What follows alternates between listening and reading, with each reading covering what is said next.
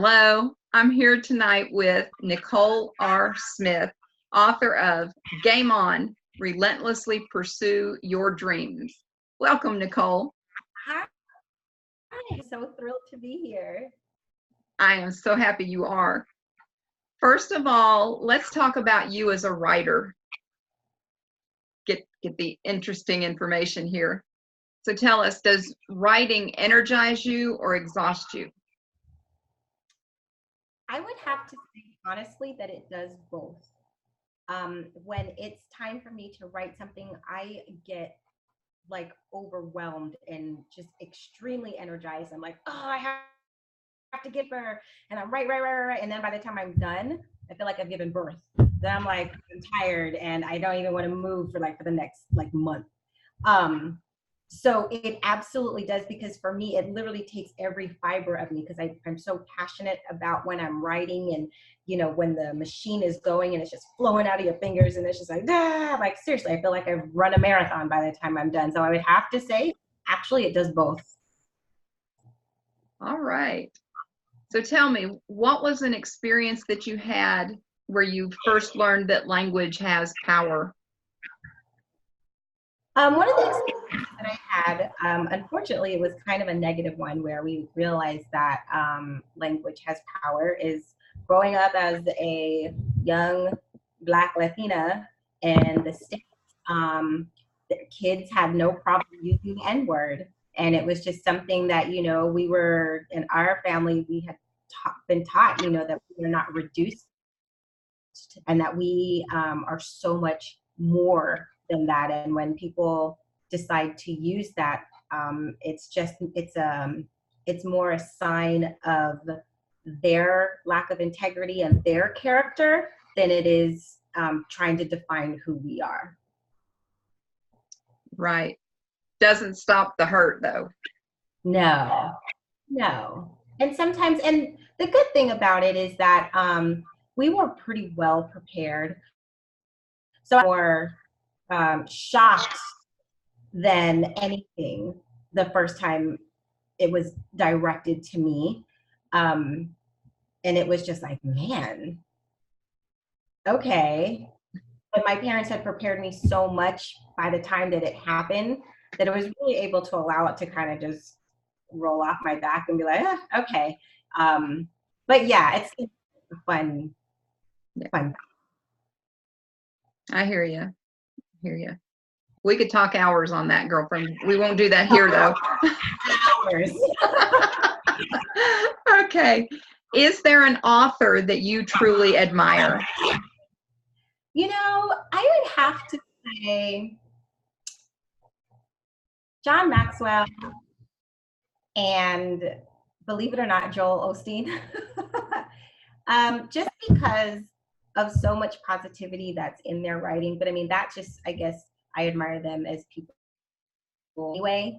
And then Maya Angelou, enough said with that. But I would say those are the three that I would definitely say have influenced and impacted me.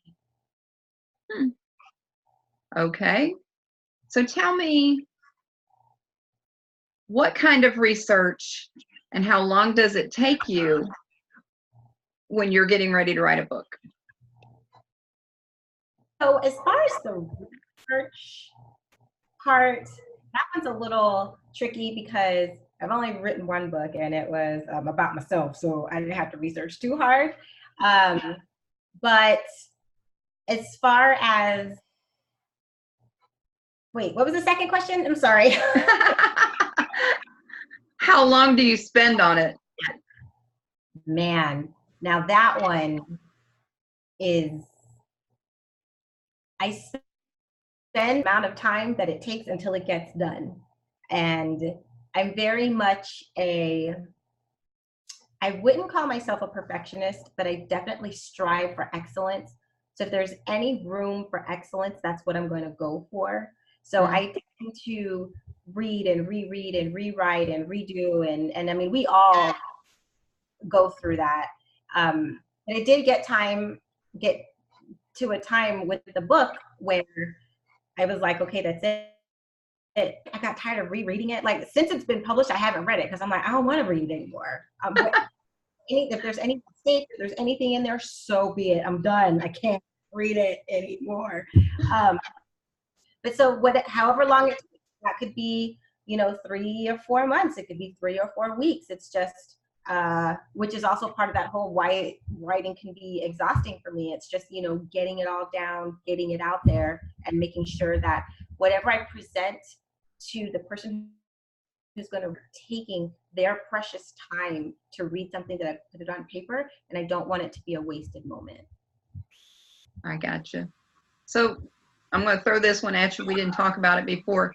You did all this as a single mom, right? I did. Wow. I did. The good thing about this was I was able to do it because she's a lot older. So I was able to have that time. I had a little bit of time back in order to get it done. But even when she was smaller, I had started a nonprofit dance organization, and she was 3, 4, 5, something like that. So it would be pick her up from daycare, go home, cook, clean, read to her, put her to bed, and then to me it was my second job. Once she was to bed at 11 o'clock, I would hit the computer and be working till 3 or 4 in the morning, and then get up and do it all over again. So I'm definitely vision and passionately driven, and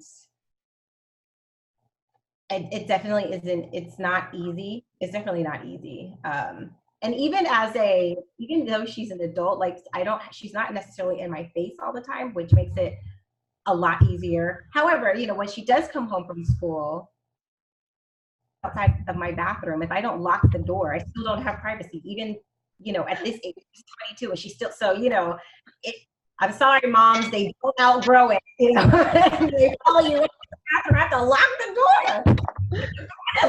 Gotta have some me time here. So it can definitely be challenging, but it was definitely a way that I had to learn to, and that's how we are, single moms are awesome. We're able to learn how to plan and strategize and in order to get what needs to be done. Y'all are awesome. You really are. Okay. So let me ask you, what did you edit out of Game On? So, it went through so many edits, and I gotta be honest, I don't even remember what I edited out. But like we had talked about before, so clearly it wasn't that important if I don't even remember it. But I can tell you what I almost edited out is there was a particular part in there where I was using song lyrics from an artist, and I think I needed, because I was trying to get the book done for a particular book launch, and I think it was like 3 days until it had to go to the editor, and I hadn't heard back from the record label if we were allowed to use her lyrics. And I was like, fine. I had completely rewritten everything, taken her lyrics out, and was getting ready to submit. And then the letter came in. It's like, you have been approved. And I was like, oh, we're going right back to the one. So that almost didn't make it in the book, but man, this timing is phenomenal. And I got it right in time, just when I needed. And it really is something that makes the difference in the book, I believe. That's awesome. It's just coincidentally. Yeah, okay. Yeah. All right, Nicole. What does literary success look like for you? So I would love to be honest and just say, for if anyone who picks up my book and reads it and it inspires them and it encourages them to go to the next level and to get past their challenges. But I gotta be honest, literary success for me is like, if I make 10,000, and I think it's a relatively small goal, but it's huge for me.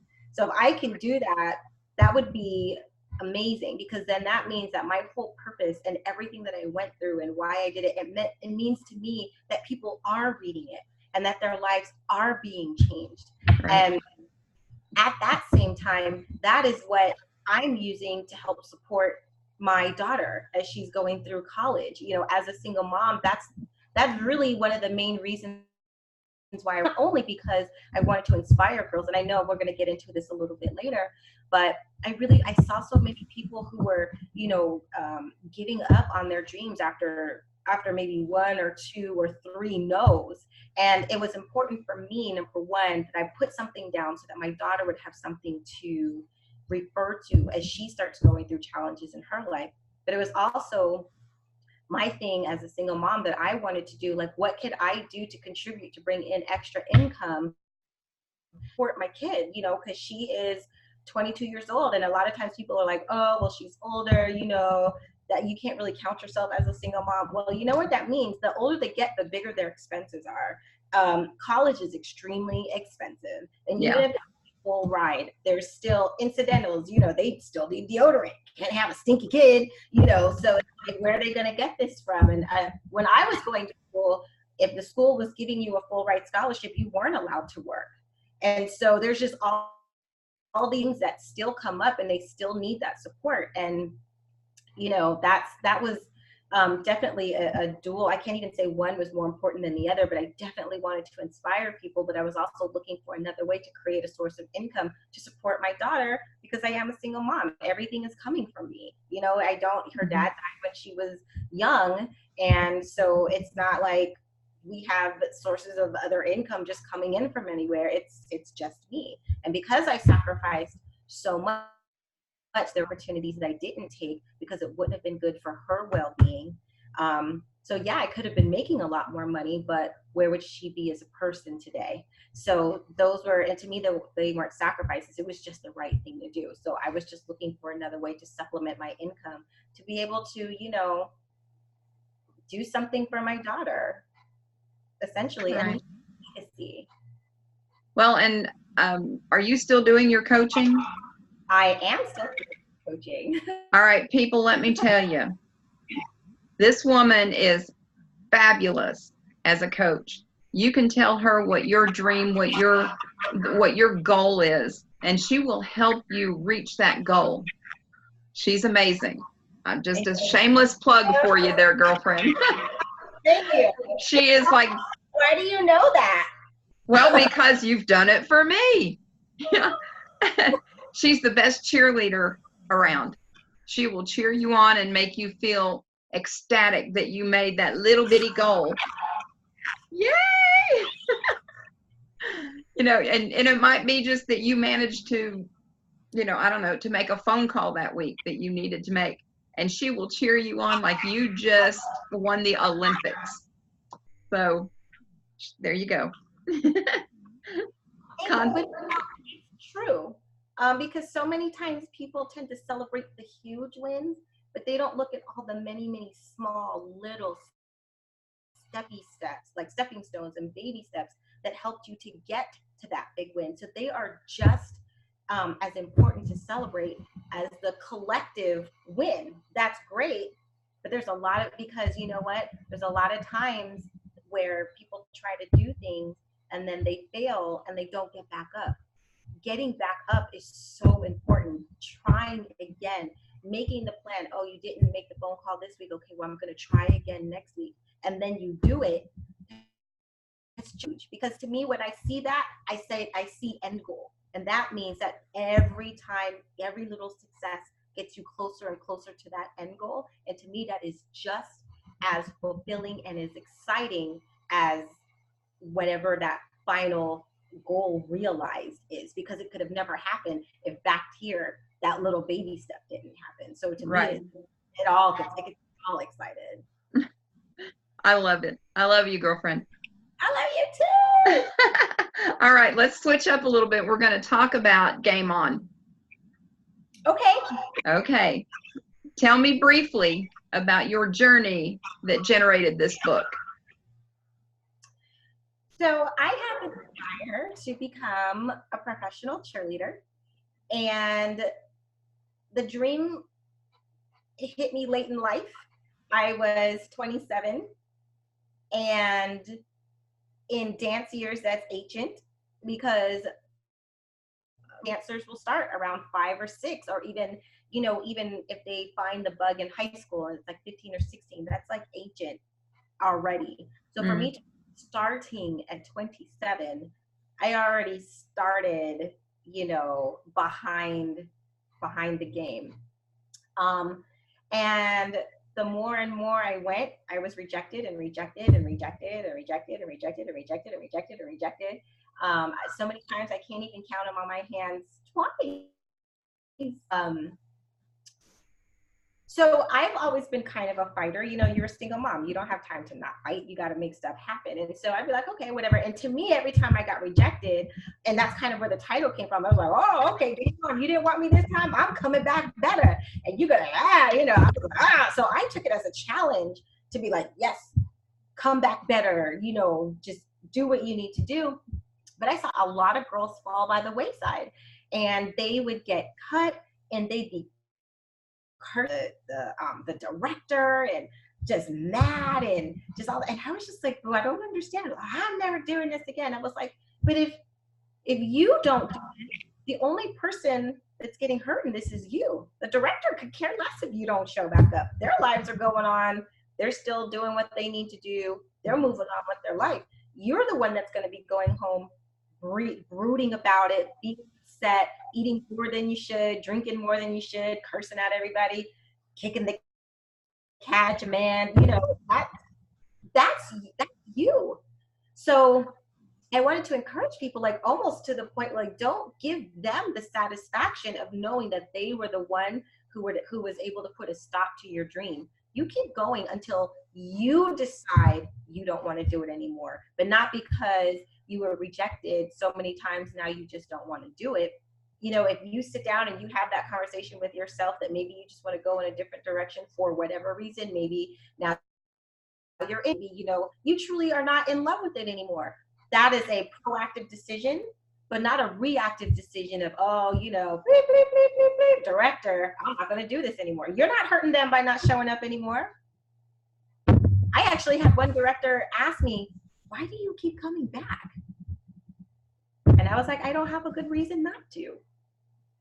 She was like, okay. Then she cut me. But still, whatever.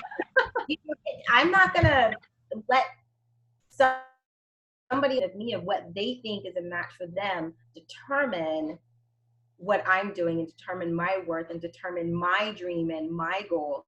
Maybe it's just a matter of, maybe I just need to try a different team or a different this, or if that's what you want, then go, and a lot of people talk about how, making a professional cheerleading team is difficult. It's even harder than that, getting a job, getting a regular job, because at least if you're auditioning for a professional team, there's like 25 to 40 spots, right? So if you have like 300 girls, they're at least taking 25 to 30 people out here who are applying for jobs, and it's like thousands and thousands of resumes for one position.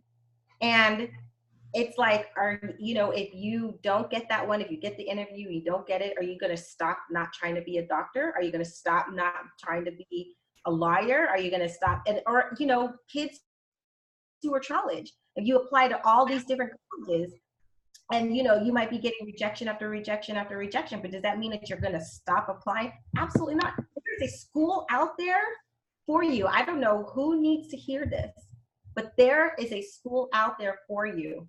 And the only reason why you've been getting those rejections is because it is guiding you to where you are supposed to be and keeping you from where you are not supposed to be. There is a school out there. If you want to go to school, if you want to get your degree, somebody out there who will see that you are a great fit for their school and will accept you, and you will excel, and you will do amazing things, and you will meet amazing people on the path that you were supposed to be on. So I don't care if you've applied for 50 colleges and you've gotten 48 rejection letters, there's still 2 more. And if not, apply for another 50 colleges. There's a buttload. Can I say that? There's a lot of colleges and universities out there. So, I I try to encourage people that, you know, it's literally the first line in my book, life is not fair. Great. Once we've got that established, now we can move on. You're right. Right. Life, that's just how it is. But are you going to not succeed and not go after you want, you know, just because of a little bump in the road? Please. No, you got this. We got this. Well, I thought you was going to preach there for a minute. I got a little excited. All right. So right there on the back cover of your book, you list 5 things that your readers will discover. Tell me about those. So I'm just going to read it so that I don't mess myself up. It is exposing valid reasons as excuses not to move forward, which is huge for me because there are some people who have literal valid reasons, but most of us don't. And after you know, people, I went to a triathlon and I saw a guy with no arms bike, swim, and run. He could have had every excuse in the world. He was out there with everybody else doing what he needed to do. So I was like, look, you cannot, and my whole the thing for me is just be real. I'd rather you tell me the truth than give me an excuse. I'd rather you tell me, you know what, I really don't want to work for it that hard. Respect that. That is real. But if you come up and give me an excuse, I'm going to come up with solutions because that's the type of person I am. And if you're batting down every solution that I'm throwing out there, then that just means you don't really want it. And a lot of times we trick ourselves and people don't want to be honest and say, well, you know, I just don't really want to work for it that hard, or I really don't want it that bad, because there's like a negative connotation about that. But I'm like, if you don't want it, just tell me. That way it saves everybody involved. I'm not nagging you. You don't have to hear about it from me.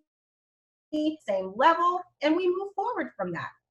You know, but if you want to make more money and I'm giving you 10 different ways to maybe you can do this, or maybe you can do this, or maybe you can do this, and you keep swatting it down, then guess what? You really don't want to make extra money. And it might sound harsh, but that's just the reality, because you find the time to do what you want to do, period. Even if it's 2 minutes, if it's 5 minutes, if it's an hour, if it's a week, if there's something that you really want to do, you will find a babysitter. You will, even if, you know, no, I'm not gonna say that because probably, no, but you'll find a babysitter.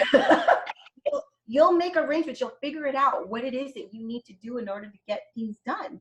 So that's a big thing for me, and I'll continue because there's 4 other ones, but that one is huge for me.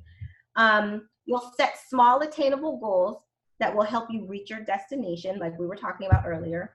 You'll learn to trust your gut in position, and that's that whole, you know, it's deep down inside and you know that you should do it, but you're getting a lot of outside negative influence. And a lot of times people are saying these things because they're saying it out of love, but when they don't understand your purpose and what you were created to do, you know, it's out of concern. But we all know that God has us do crazy things to step out of our comfort zone. That really does look nuts.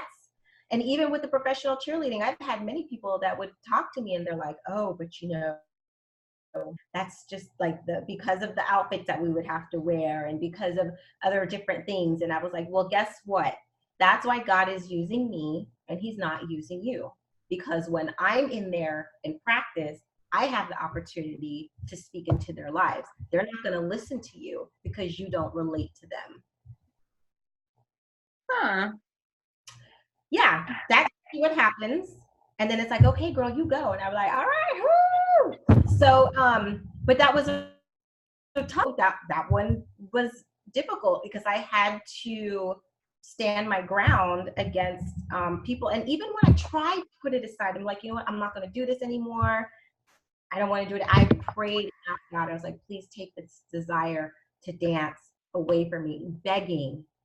And it just wouldn't go away. So I was like, you know what? Then this is what I'm supposed to do. And either you're with me or you're not. And that's cool. But I still have to do what I have to do, because at the end of the day, it's well done, my good and faithful servant. And he's going to need, not all these other people who were giving me influence. The question to him is going to be, but what did I ask you to do? And that is what I have to go with. Okay. It will help you change your perspective, meaning you will look at your challenges a little bit differently, and even look at setting goals differently, and not making them so big that you scare the crap out of yourself before even starting. And then overcoming self-doubt and really believing and understanding and knowing you can do it. You can do it. Yep. Hi. See, as you say those, and I'm like, I'm not sure I know anybody who doesn't need those 5 things. We all do. Yeah. We all do. And on a daily basis. Right. It's like, okay, well, if you've ever been in any kind of a 12-step program, I attend a Celebrate Recovery. Mm-hmm. And the last step, you work through the 12 steps, and then what's next? Step 1. Right. You go back and you just go back through them, and then you go back through them. It's just like what you said. Every day we need to remember these things that we've learned, mm-hmm. and put them into play, create action based on those. Yeah. All right. So, I think you've already answered this. Okay. What compelled you to write this book? Yeah, the rejection, and seeing these girls so deflated. And I don't mean like, oh, just disappointed. I mean like, just, are they going to come back from this at all? That used to really just hurt me, because I would be like, oh, but this is your dream and you're so good. And, and the thing is, this is definitely just one of those things in this particular arena, but that's how it is in everything. Like if you're going or whatever, sometimes it's just not the right fit. It has nothing to do with, you can do, backflips and, 8 pirouettes on your right and 20 on your left and jump up and land in a split. If they just need a blonde girl, they're taking the blonde chick who might only be able to do half as much as you can. But that's just, so understanding that a lot of girls would stop because they would get rejected, that could have been for nothing to do with them, really would hurt my heart. And that's why that's one of the reasons why I wanted to write this book in particular. That's directly in regards to cheerleading, but in life, even with the current position that I have now, I asked my boss, or at the current place where I work now, I asked my boss, why did you guys choose me? And they literally were like, well, there was 2 candidates who were just as me and another girl, and on paper, either one of us could have done the job fabulously, but my personality just happened to fit better with the team of people that they had. And 7.5 years later, I'm still here. So she got a rejection, not because she wasn't good enough. It just wasn't the right fit for her. And sometimes we have to understand that, and we get so caught up in what we want that we're not looking at the whole picture, that maybe not everything's always good for us. Right. Just saying. Right.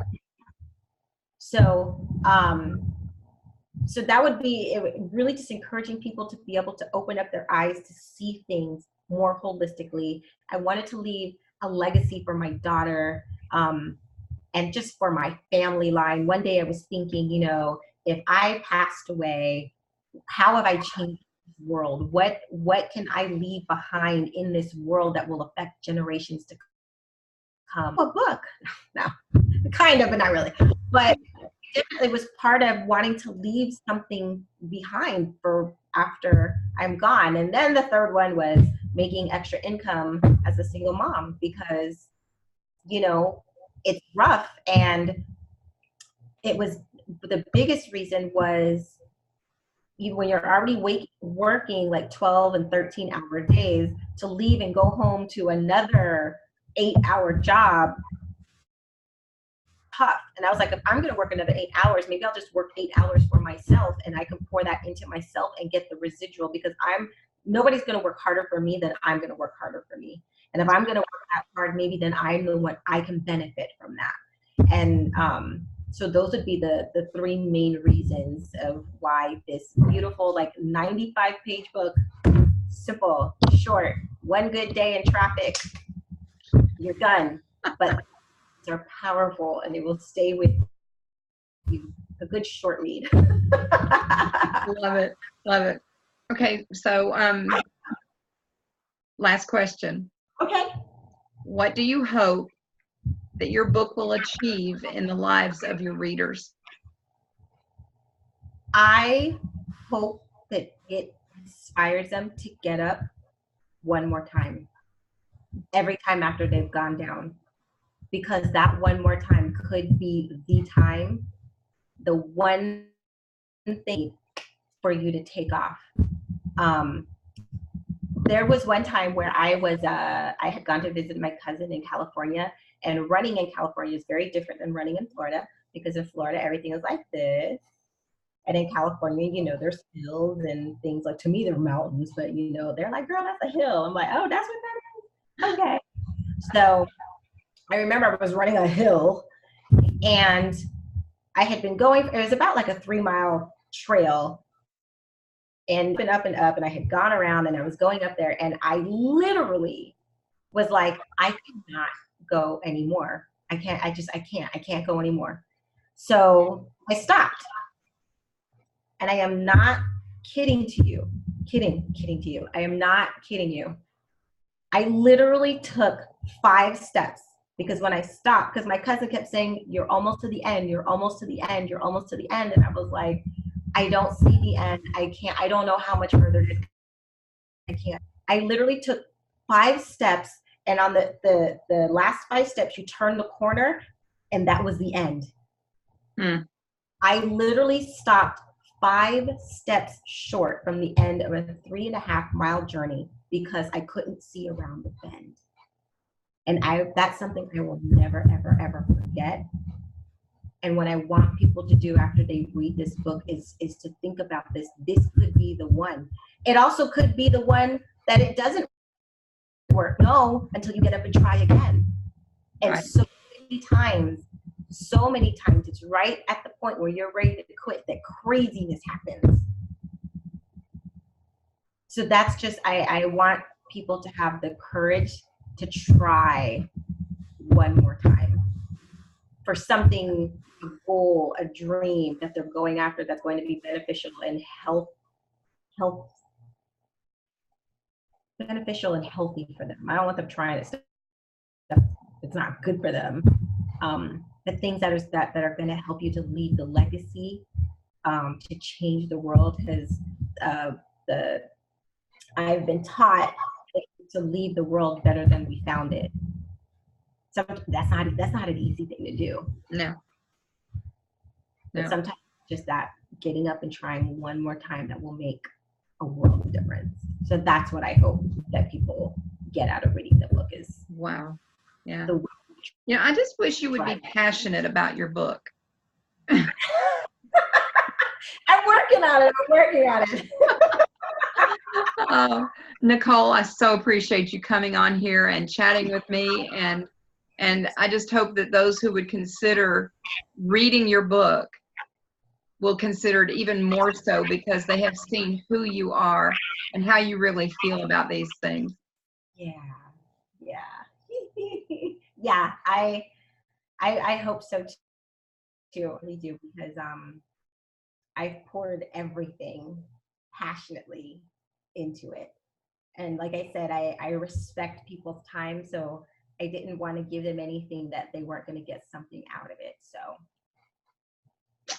well, I can't wait to see all these people getting back up. Yes.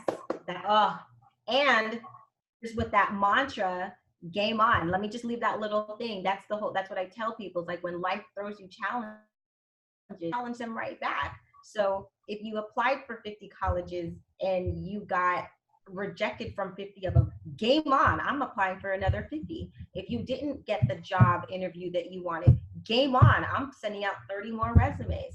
If you didn't get whatever it was of that first thing that you wanted, maybe you got a divorce, game on. I'm going to heal. And if there's somebody supposed to be somebody else out there for me, I believe that that's after I'm healed, and that person will still come, and there's still hope. all of that. Game on, whenever you're throwing at me, maybe you're a track athlete and you broke your foot, game on. I'm going to heal back up and I'm going to run even better than I did before. Just, whatever life throws at you. And that's where the title of the book came from.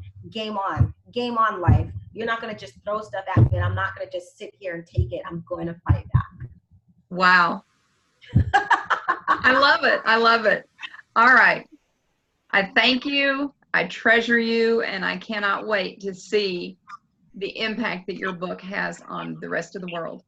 Oh, thank you so much. It was such an honor to be here. And thank you so much for thinking of me and even asking me. I'm so thrilled and just so proud of everything that you've done. And definitely one of my favorite clients by far. All right. Bye-bye. Bye. Thank you.